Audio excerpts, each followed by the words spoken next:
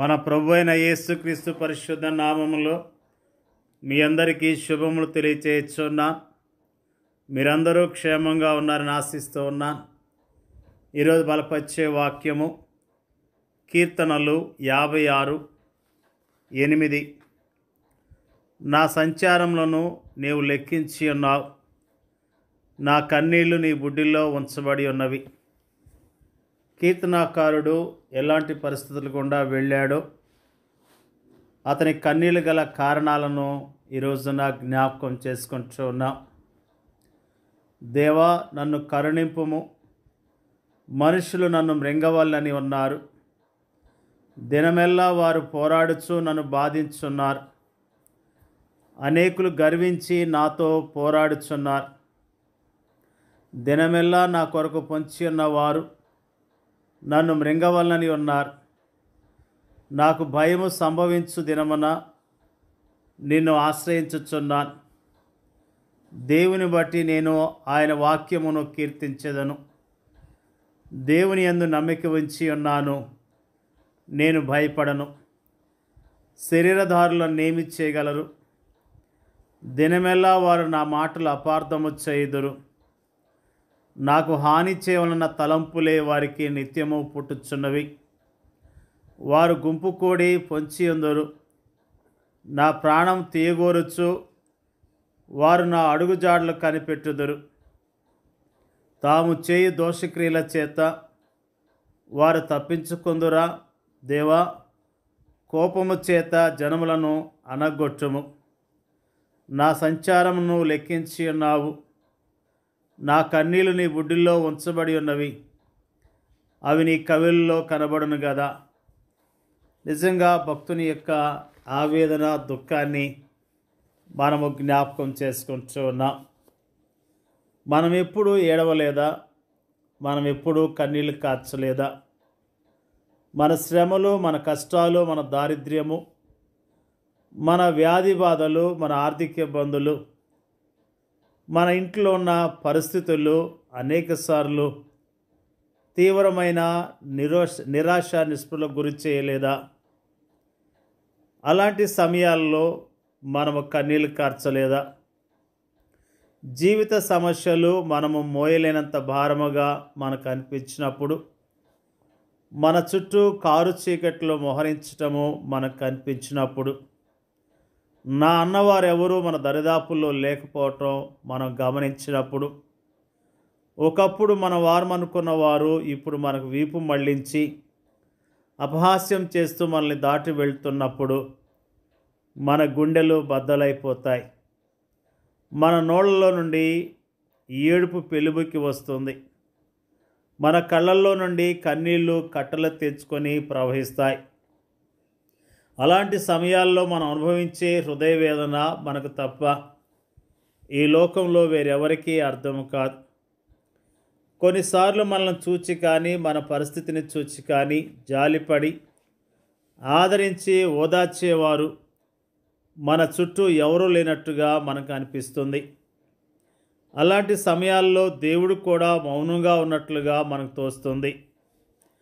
అయితే ఆప్తులు దూరం కావచ్చు, బంధువులు కనిపించకుండా పోవచ్చు, స్నేహితులు అనుకున్న వారు తల ప్రక్కకు త్రిప్పుకొని చూచి కూడా చూడనట్లుగా వెళ్ళవచ్చు. కానీ దేవుడు మాత్రం అలా చేయడు.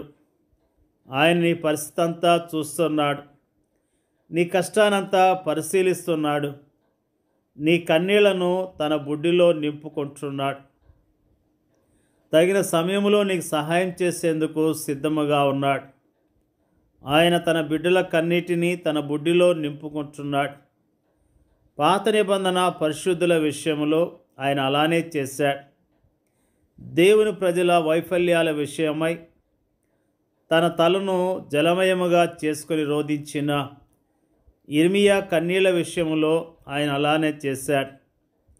క్రీస్తు సంఘములోని అవయములైన విశ్వాసుల విజయము కోసము ప్రార్థించిన పౌలు కన్నీళ్ల విషయంలో ఆయన అలానే చేశాడు.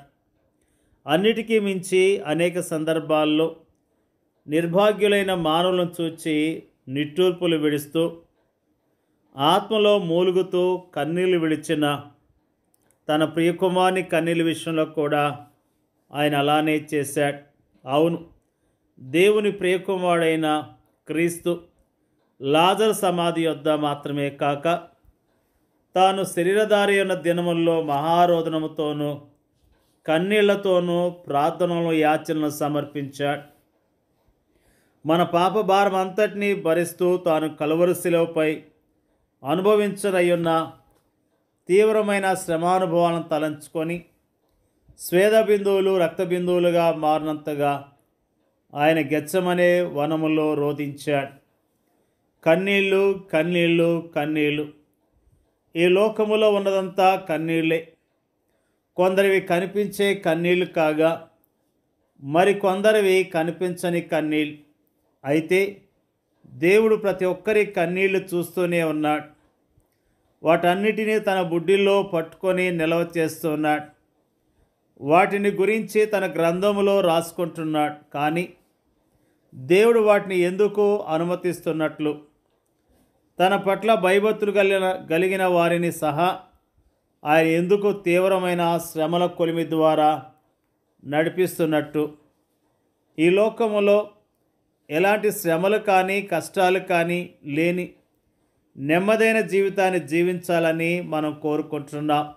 కానీ మనం కోరుకున్నట్లే జరిగితే అప్పుడు మన జీవితాలు ఎలా ఉంటాయో తెలుసా? చెట్ల నీడన చిన్న చిన్న తొట్లలో ఉండే చిన్ని చిన్ని మొక్కల జీవితాల్లా ఉంటాయి. అవి తమకు తాముగా జీవించలేవు. కానీ వాటిని అమ్ముకునే వ్యక్తి పోసే కాసిన నీళ్లతో మేము బ్రతుకుతున్నాం అనిపిస్తాయి అంతే. అవి భూమి లోతులకు వేరుపారలేవు, ఆకాశపు ఎత్తులకు పెరగలేవు.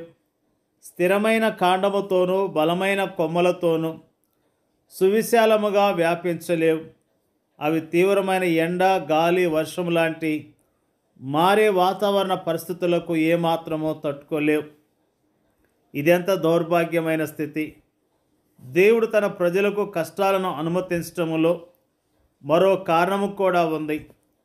కష్టాల్లో ఉన్న ఇతరులను చూచి వారు జాలి చూపడం నేర్చుకోవాలన్న ఉద్దేశంతో కూడా దేవుడు తన ప్రజలకు కష్టాలను అనుమతిస్తాడు. ఆ విధముగా ఆయన మనలను సంతోషించు వారితో సంతోషించేందుకును, ఏడ్చు వారితో ఏడ్చేందుకును మనకు శిక్షణ ఇస్తాడు. దేవుని యొక్క ప్రజలమైన మనము దేవుడు మన జీవితంలో జరిగించే కార్యాలను బట్టి దేవుని స్తుతిస్తూ దేవుని గణపరచవలసిన వారమై ఉన్నాం. మన జీవితాల్లో మనం కాచే కన్నీళ్లను ఆయన చూస్తూ ఉన్నాడు. మన పరిస్థితులను ఆయన చూస్తూ ఉన్నాడు. మన పరిస్థితులను అర్థం చేసుకొని సహాయం చేయటానికి ఆయన సిద్ధముగా ఉన్నాడు. ఆయన విడిచిపెట్టే దేవుడు కాదు. తన ప్రజలు కన్నీళ్లు కాచారని దేవుడు మోషేతో మాట్లాడుతూ నేను దిగి వచ్చానని ఆయన అంటూ ఉన్నాడు. నిజంగా ఇజ్రాయేలు ప్రజలు కన్నీళ్లు కాస్తూ రోధించినప్పుడు ఆయన దిగి వచ్చి మోషేతో మాట్లాడినట్లుగా దేవుని యొక్క వాక్యము తెలియజేస్తున్నది. ఆయన మనతో మాట్లాడతాడు. మన పరిస్థితులు తగిన జవాబునిస్తాడు. ఓపికతో విశ్వాసంతో ఎదురు చూస్తూ జీవిద్దాం, ఆయన మహిమపరుద్దాం.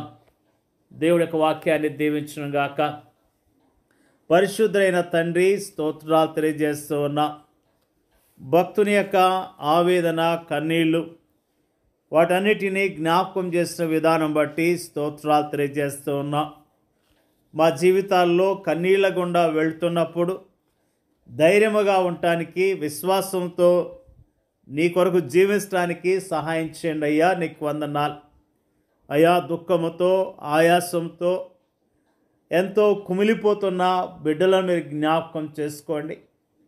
కుమిలిపోతున్న బిడ్డలను మీరు ఓదార్చండి, ధైర్యపరచండి అయ్యా. మరి ఎంతో దుఃఖాన్ని చెప్పుకోలేంత బాధ కలిగి కృంగిపోతున్న ప్రతి బిడ్డను జ్ఞాపకం చేసుకొని వారి ధైర్యపరచండి, బలపరచండి అయ్యా. నీకు స్తోత్రాలు ప్రభువా. నువ్వు చూచే దేవుడు ప్రభువా, సహాయం చేసే దేవుడు, తగిన సమయంలో జవాబిస్తావనే విశ్వాసంతో నీ కొరకు జీవించడానికి సహాయం చేయమని, వాక్యం వింటున్న వారందరినీ పేరు పేరున దీవించి ఆస్వాదించమని యేసుక్రీస్తు పరిశుద్ధమైన నామంలో అడిగి వేడుకొంచున్నాం తండ్రి. ఆమెన్.